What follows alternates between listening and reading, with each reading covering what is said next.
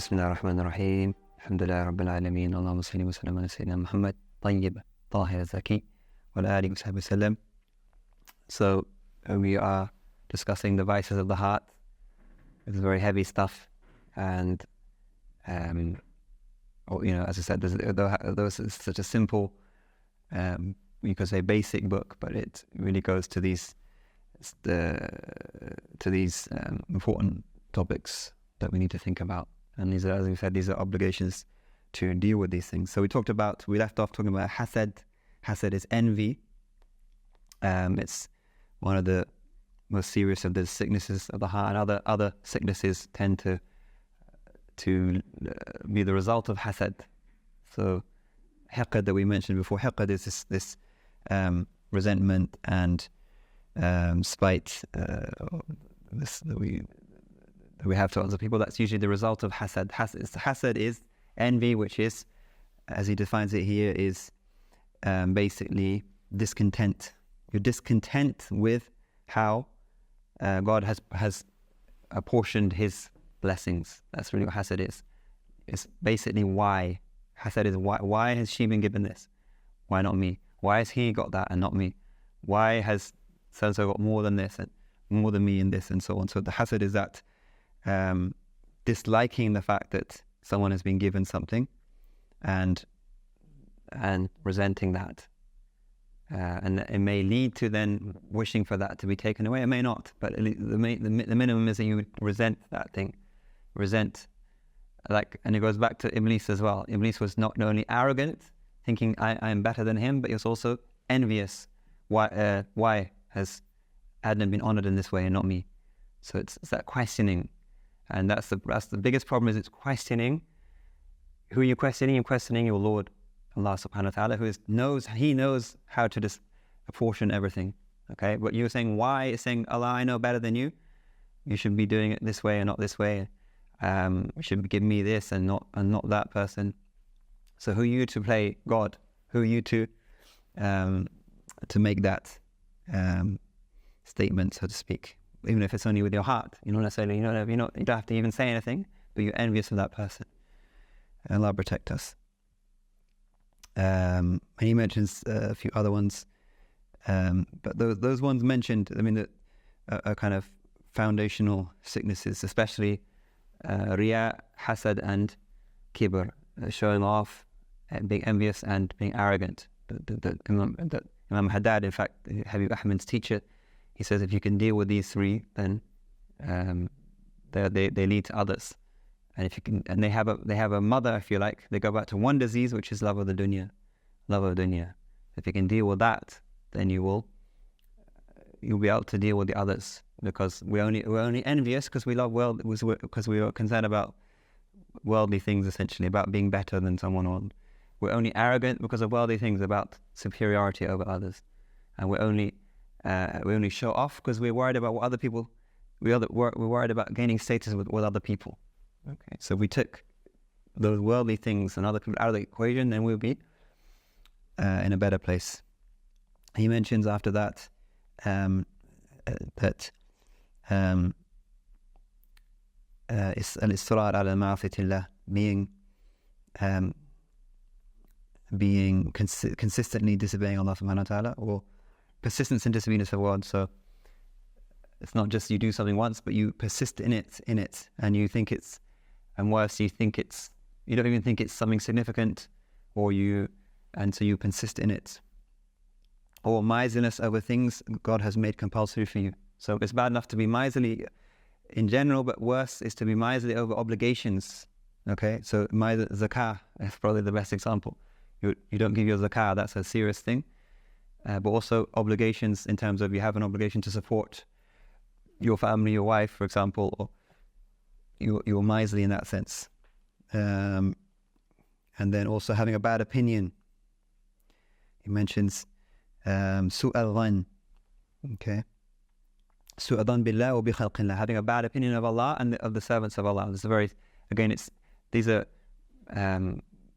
these are results of a sick heart, is that you have a bad opinion of Allah.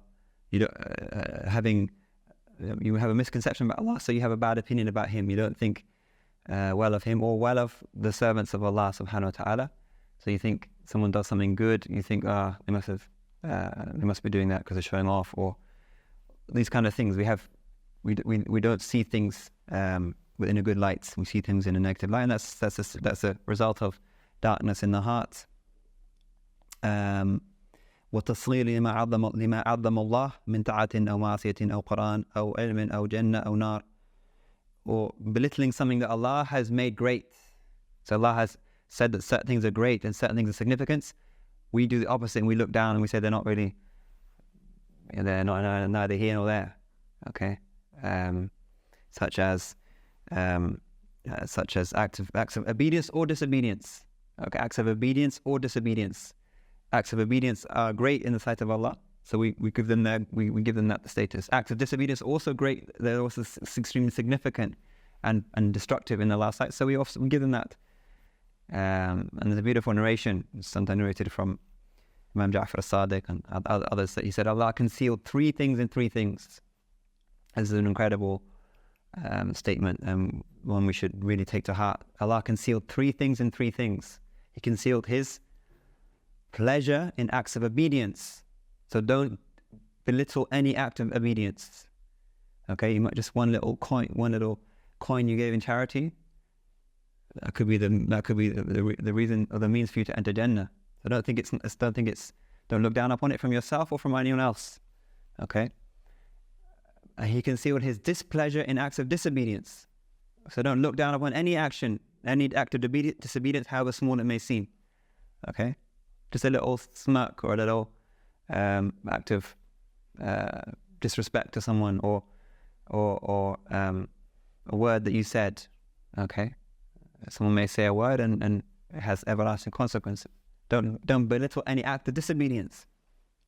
And then he said, Allah concealed His secret in His servants. So don't belittle any servant of Allah subhanahu wa ta'ala. Someone you don't know who that person is. Outwardly they may be not look particularly impressive, they may not be outwardly that good, but Allahu A'lam what's in the state of their heart. So Allah concealed these things in order that we have adab, in order that we have etiquette with others and with Allah subhanahu wa ta'ala. So beware of belittling something that Allah regards to be great, belittling the Quran, that could lead you into disbelief, and or knowledge, or Jannah, or the garden, the paradise. Don't belittle these things. Don't think that they're nothing. Don't think they're just symbolic. We believe in them in their reality, and we believe they're real places, and they will be awaiting certain people. These are all acts of disobedience, and they're all destructive, and even some of them might lead or might put someone in a state of kufr.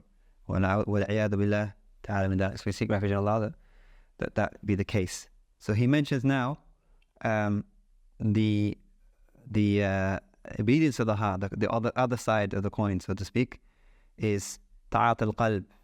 Okay, acts of obedience of the heart. Okay. So he mentions al-imanu billah ta'ala. First thing is belief in Allah. That's an act of the heart. It's an act of obedience. We talked about what we believe in, and then that in belief is strengthened till it becomes yaqeen. That's the second thing he mentions. Certainty or certitude is faith when it becomes so strong it can't be shaken. Okay, that's what we should all be seeking to have, and seeking to nurture, and seeking to develop. Is our absolute certainty of the unseen of Allah subhanahu wa ta'ala, and so on. Al-ikhlas we talked about as well. Ikhlas comes from the meaning of purity, of pure sincerity. Okay, that we're absolutely sincere and pure enough in our belief and our faith. We do things for Allah subhanahu wa ta'ala. Wa tawadu' and humility. Okay, humility is a beautiful trait, and we see it so clearly in the life of the Prophet ﷺ. Despite being the greatest of Allah's creation, despite being the chosen one, the Mukhtar, the Mustafa, he is the most humble of Allah's creation. He doesn't see himself. He prefers to be a slave, prefers to eat and sit on the ground and be humble and worship Allah subhanahu wa ta'ala, and you know, if that's him, then what about us? What about us? Who are we to think that we're anything? So these are the polar opposites of the things we mentioned before. The kibr, if you can work on its opposite, then you can rid yourself of it. So you work on tawadu, then you can rid yourself of kibr. You work on this humility. Look at the people of humility. Look at the Prophet ﷺ. Look at the pious and the salihin, the real people of Allah, how humble they are, how they don't have they don't have falsities about them. They don't see themselves as being above. They don't act. They have that humility. And that's an external humility. Internal humility is really in the heart of just seeing yourself as being a servant of Allah subhanahu wa ta'ala. وَالنَّصِيحَةِ لِلْمُسْلِمِينَ. Nasiha is a beautiful word. Again, it also comes from the word of purity as well. But it really means sincerely wanting good for your fellow Muslims. And deenun nasiha. Deen is the essence of the deen is that sincerely wanting good for others, for your fellow Muslims. And that it might be in the form of advice, which is often how we think of nasiha, but also other things as well. Guidance and helping, assistance, charity, whatever. It all comes into the concept of nasiha. وَالسَّخَاءُ وَحُسْنُ الظَّنِّ. Sakha is generosity, spending freely from what we have, beyond the zakah, beyond the obligation. Husn al-dhan, having good opinion of Allah and His Messenger, Allah and other people. So having good opinion of Allah is very important with our relationship to Allah subhanahu wa ta'ala, but also of people, that we see them in a good light, we make excuses for them, we think the best of them, and that's very important and that's how we benefit from them. If we see them as being always having ulterior motives and always, then we will be cut off from benefiting from them. We won't, even when they do something good, we won't benefit from it. We'll just see it as something negative. وَتَعْظِيمِ شَعَائِرِ اللَّهِ. So this is the opposite of what we mentioned before, venerating the things that Allah has made sacred. So Allah has made certain things sacred that we need to, the sign of iman and taqwa in the heart is that we venerate these things, whether it be the Quran, whether it be the Prophet ﷺ, whether it be the month of Ramadan, whether it be just your fellow Muslim. The hurma, the sanctity of fellow Muslim is more sacred than the Kaaba itself. And obviously everyone venerates the Kaaba, everyone honors the Kaaba, everyone honors Medina and honors the sacred things of Allah. But even our fellow Muslims, they have a sanctity that should be respected. Shukr ala ni'millah. So showing gratitude and thanks to Allah for all His blessings, such as Islam, such as obedience, and all other blessings. He mentions as-sabr ala al-bala. Okay, he mentions patience or fortitude. Sabr is a key trait of the believer. The nature of this life is that we will come up against things that are not in agreement or with us, that will be tested, will be rubbed up against something. And Mawlana Rumi said that if you never how can you ever be polished if you never rub up against something? Okay, so those things that come in our way, they're meant to be there in order that we become more polished individuals. And I'll continue talking about sabr in the next session, inshallah. Allah make us amongst the sabirin, that Allah loves them, and Allah yuhibbu sabirin. Allah loves the sabirin, loves the people who have that quality, and He always talks about it in His Quran, that He mentions the examples of sabr amongst His prophets and the pious, and Allah make us with them and amongst them. Wa sallallahu ala sayyidina Muhammadin wa ala alihi wa sahbihi wa sallam.